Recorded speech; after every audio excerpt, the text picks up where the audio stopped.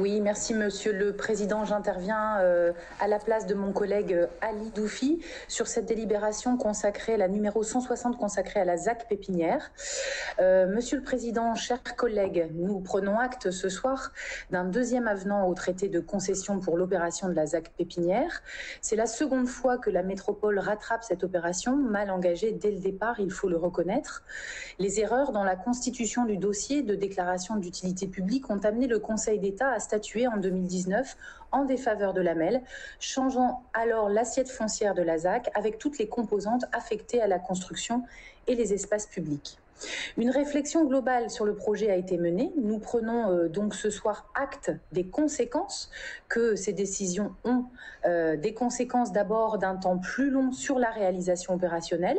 La concession déjà rallongée d'une année est prolongée à nouveau pour 4 ans pour que l'opération aboutisse non plus en 2021 mais en 2026.